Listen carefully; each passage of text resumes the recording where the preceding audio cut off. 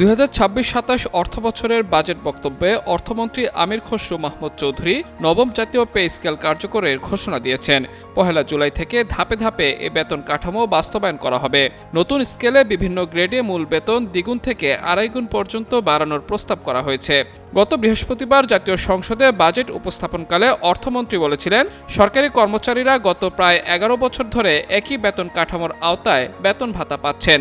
এ সময় মূল্যস্ফীতির কারণে জীবনযাত্রার ব্যয় উল্লেখযোগ্যভাবে বেড়েছে।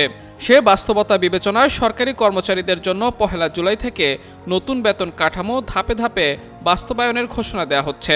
বর্তমানে কার্যকর অষ্টম জাতীয় বেতন কাঠামোতে সর্বনিম্ন মূল বেতন ৮,২৫০ টাকা এবং সর্বোচ্চ মূল বেতন ৭৮,০০০ টাকা।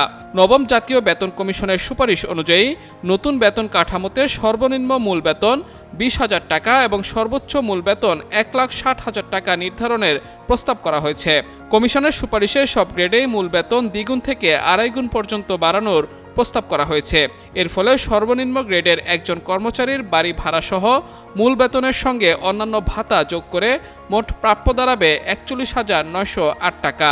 নতুন বেতন কাঠামোর প্রস্তাব অনুযায়ী গ্রেড ১ এর মূল বেতন ৭৮,০০০ টাকা থেকে বাড়িয়ে ১,৬০,০০০ টাকা, গ্রেড ২ এর বেতন ৬৬,০০০ টাকা থেকে বাড়িয়ে ১,৩২,০০০ টাকা, গ্রেড ৩ এর বেতন ৫৬,৫০০ টাকা থেকে বাড়িয়ে ১,১৩,০০০ টাকা, গ্রেড ৪ এর বেতন ৫০,০০০ টাকা থেকে ১,০০,০০০ টাকা করার প্রস্তাব করা হয়েছে।